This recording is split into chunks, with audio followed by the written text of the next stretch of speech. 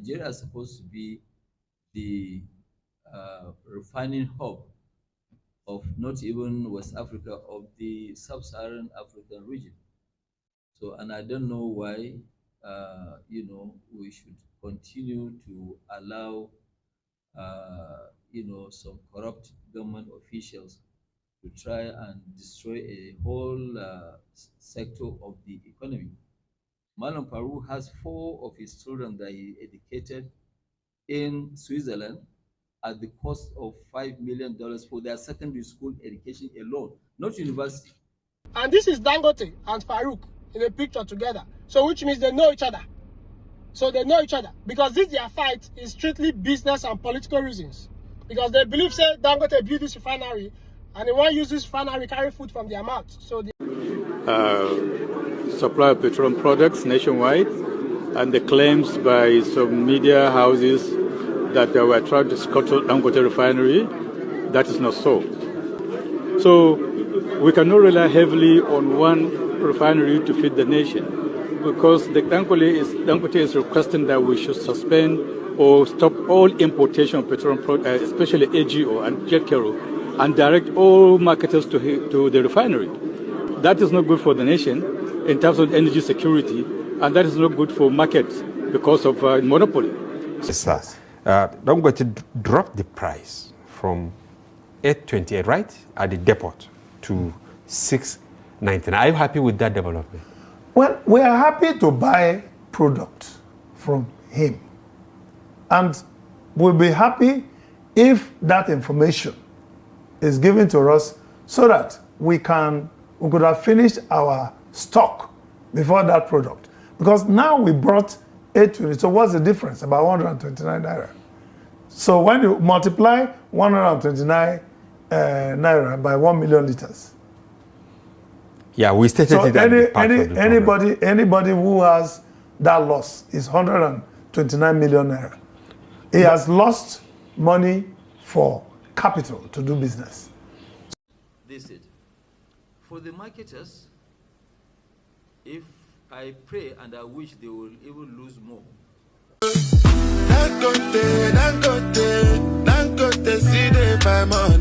Hello everybody, welcome back to Chaka Film.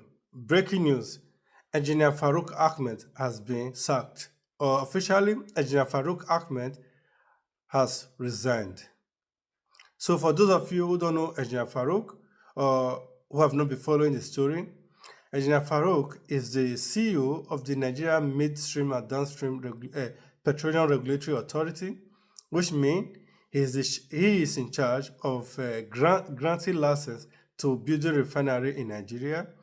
He's the one giving the license to petroleum or diesel importer that imports petroleum into Nigeria. He's the one that sets the price that can say, okay, this is the minimum price you can sell your fuel, this is the maximum price you can sell your fuel. So he's in charge. And he's the one that is being accused by Dangote of using $8 million to send his 6 children to secondary school in Switzerland, while many people from his state, many children from his state are on the street begging. Many of them are not even in the school. So why would somebody have $8 million to send only 6 children to secondary school? So you'll be asking, why was the initial fight in the first place? So the problem was that there's a video which I will show very soon. There's a video of the government accusing Dangote of seeking monopoly. What does that mean is that Dangote is telling the government to stop importing petroleum into Nigeria. He's telling the agency to stop giving license to importers so that he can sell his product, that he has the capacity to produce what Nigeria needs. So, and the government are saying no, giving you the monopoly to be producing petroleum or diesel alone in Nigeria will be bad for the economy. and bad for everybody. So this was the fight between Dangote and Farouk. And also Nigeria was in support of Dangote because of the corruption in the petroleum sector. So first, let's go and watch this video and the reaction. Then we'll come back to continue the story. But please, before then, if you are new here, please subscribe to this channel, share this video, like it, and also drop a comment below. Thank you. Supply of petroleum products nationwide, and the claims by some media houses that we are trying to scuttle Dangote refinery. That is not so. Dangote refinery is still in the pre-commissioning stage. It has not been licensed yet. We haven't licensed them yet. They are still in pre-commissioning. I think they are about 45% completion rather. So we cannot rely heavily on one refinery to feed the nation, because the Dangote is requesting that we should suspend or stop all importation of petroleum products, especially AGO and jet fuel, and direct all marketers to the refinery. That is not good for the nation in terms of energy security, and that is not good for markets because of monopoly. So in terms of quality, currently the AGO quality in terms of sulfur is the lowest as far as West African requirement of 50 ppm. Dangote refinery, as well as some modular refineries like Walter Smith refinery, RD refinery, they produce between 650 to 1,200 ppm. So in terms of quality, their quality is much, much inferior to the imported quality. This one is the gasoline, this is the PMS. You can see the diesel, because I'm sure most Nigerians, they have never ever seen this color of diesel. But this is what you call Euro 5 diesel. It's less than 10 ppm. And, that is sulfur-wise. Okay, so this is what will really help, actually, to help the engines, vehicles, you name it, generators, they will last much, much longer. The health of people to the environment will not be polluted. This is the real thing. Euro 5 diesel for the first time in the history of Nigeria. And of course, you went through some rigorous testing to get to this point. But very briefly, you know me, I'm not going to let you go now. So could you just speak to what exactly were you tested for? We are actually testing for all parameters. And I think it will be good maybe before you go, you can go and put up a little bit of, I know you've done it before, but you can go with Mr. Edwin, since I'm rushing to the airport, and show you our lab. Our lab actually is not number 2, it's number 1 in the world. Nigeria is supposed to be the refining hub of not even West Africa, of the sub-Saharan African region. We have the crude and we have the refineries. If our own continues to work, you have the NNPC's refinery. So our own and NNPC is over 1 million tons. 1 million tons can feed the entire West Africa and Central Africa. Farouk. Malam Farouk has 4 of his children that he educated in Switzerland at the cost of $5 million for their secondary school education alone, not university. And I know that one of them just finished Harvard. So I want to now see what kind of system are we operating that, people are now busy destroying a country, taking money from the government. Because when you look at his income does not match paying this kind of fees. I think even if it's me paying $5 million for 6 years for my 4 children, the taxman has to look at my taxes, how much I paid. And really, this sort of thing, we're not going to allow it to continue. We'll take it up to the highest authority so that they will look at it. People who have done something. And this is Dangote and Farouk in a picture together. So which means they know each other. So they know each other. Because their fight is strictly business and political reasons. Because they believe, say, Dangote built this refinery and they want to use this refinery carry food from their mouth. So they are fighting him and he's fighting back. It's the same thing that happened with Pangisan. So the fight not there on for a while. But if the statement that Dangote is saying is true, that this man used over $5 million to sponsor his children, 4 of his children in the university, in Switzerland. In fact, from the breakdown of what I saw online, it was over $8 million that was spent. Now, if you calculate $8 million with today's rate, you will have about 12 billion naira. If you calculate it with 1.5 today's rate, you have about 12 billion naira. So you use 12 billion naira to train 4 children in school. And we have millions of Nigerian children who are without education. Do you know how many schools 12 billion naira we built? You use the future of Nigerian children. You use the future of the education of millions of Nigerian children to train just 4 people. In Switzerland, and the date of payments.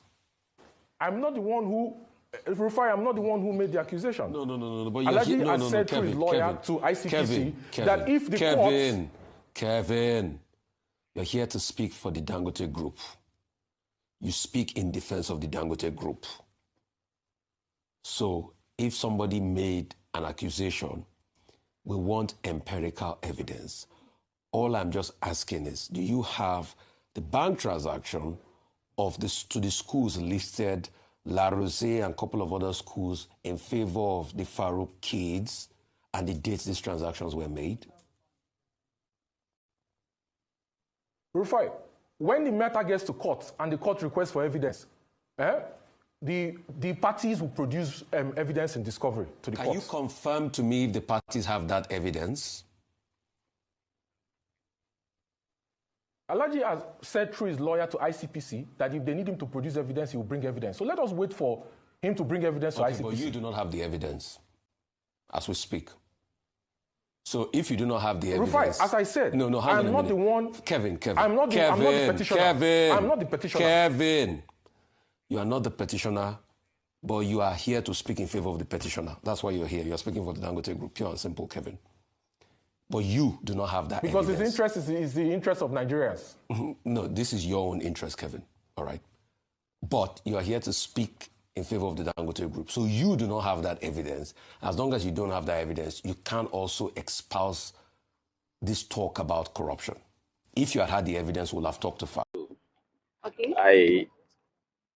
We are here to submit a petition, a formal petition against, on behalf of our clients, Dangote Refineries and Petrochemicals, against Engineer Farouk Ahmed, the CEO of Downstream Midstream Petroleum Regulatory Agency, the Midstream Downstream Petroleum Regulatory Agency, over his excesses that we believe was he's benefiting unduly from the public office he holds against Section 19 of the ICPC Act. And in the circumstance, we have no choice than to formally present a petition against him. We have evidence. The petition has already been submitted and acknowledged by the ICPC. You can see it from here. Now, we attach evidence of monies that are being expended as school fees for his children in excess of $7 million annually. And we wonder, a civil servant in Nigeria, where he gets that kind of money to pay school fees alone. Welcome back. So that was the initial fight that between Farouk and Aliko Dangote. So then we'll go to the marketer side. The problem is that many marketers are now crying that if you give Dangote this monopoly to stop them from importing fuel, the experience we are having now with cement industry will also repeat itself in the petroleum industry. So some marketers were also crying that why would they stop importing fuel when they have already had a contract with a refinery outside Nigeria that maybe sometimes they had a 4 years contract. So they have to buy fuel or diesel from this refinery for these 4 years. Otherwise, they will have to face a lot of penalty. So we'll watch those videos. That will be the next batch of the video. Let's watch those videos, the Nigeria reaction, the marketer reaction, and then we'll come back to finalize our story. Adebayo Oguleshi, a respected Yoruba businessman, just disclosed his plan to build a refinery in Nigeria recently. This same man is the owner of Gatwick Airport, one of the biggest airports in UK today. Now, this man building the refinery in Nigeria is not the problem. This man is capable. He's worthy enough to do it. But will they allow him to build it? Because history want to repeat itself. Let me refresh your memory. Back then, what happened? Shona, remember Ibeto. Do you know that after Obasanjo shut down Ibeto cement factory, Ibeto did not give up? Years later, when Yaradua came into power, he reviewed the case. He looked at the case of Ibeto. He said, this man has been unfairly treated. What did he do? He reopened Ibeto cement and give it back his license. Not only that, he even rewarded him because of the damage the federal government has caused to this smart factory, has caused to Ibeto. But do you know the shocking story? After Ibeto now resumed his cement factory, started importing another cement, petition start flying. Now, do you know who they write this petition? Who they petition the federal government concerning Ibeto this time? No any other person. Dangote Group of Company. Dangote now drag federal government.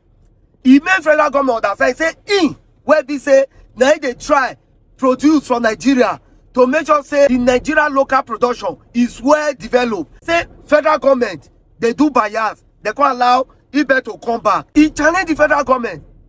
He said, this thing that the federal government is doing is against the federal economic rule.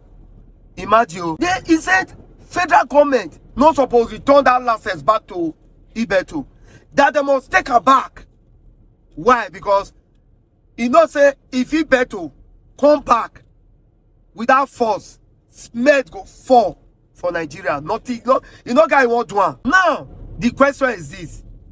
Is Dangote Group of Company fighting for the citizens of this country, or they were fighting for their own benefit? That is what we need to ask ourselves. The Dangote, when they challenge federal government, say, even when they do local production, now for the benefit of we as a citizen, how it will be the benefit now? When only one person controls the market, the whole nation pay the price. My concern is that right now we have a situation where one company, one individual, arbitrarily fix prices just the way he or she wants. So that pricing is difficult to understand because it's not fair pricing. It does not reflect the market. It doesn't really make the business to be, progressive. Because today you are buying at that price less 200 naira or thereabout. How many days can that be sustained? That is what you should address. Okay, this is where the big question comes. It's not about what somebody alleged. If somebody alleged something, then it's a simple thing. He will prove it. In the last few days, sir, Dangote dropped the price from 828, right, at the depot to 699. Are you happy with that development? Well, we are happy to buy product from him. And we'll be happy if that information is given to us so that we could have finished our stock before that product. Because now we brought 820. So what's the difference? About 129 naira. So when you multiply 129 naira by 1 million liters. Yeah, we stated so that anybody who has that loss is 129 million naira. He has lost money for capital to do business. So what is the benefit? The benefit, what Nigerians should be concerned about is availability of product and affordability with real market reflective pricing. So they said, for the marketers, if I pray and I wish they will even lose more, because I'm not printing money, I'm also losing money. It's not that I'm making money. They want imports to continue. I don't think it is right. they want to continue to dump. So I must have a strategy of how to survive, because 20 billion of investment is too big to fail. You know, it is too big to fail. So we're in a situation where we'll continue to play cat and mouse. And, you know, at the end of the day, somebody will give up. Either we give up or they will give up.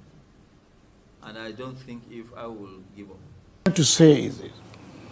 I've attended interview here maybe several times, and I said it. In the course of our interview, I said Dangote is a monopolizer. I respect him. But do you blame him? Wait. I respect him. No, I want you to answer it. Do you blame him for being a monopolizer? How can you monopolize? Why can't you challenge him?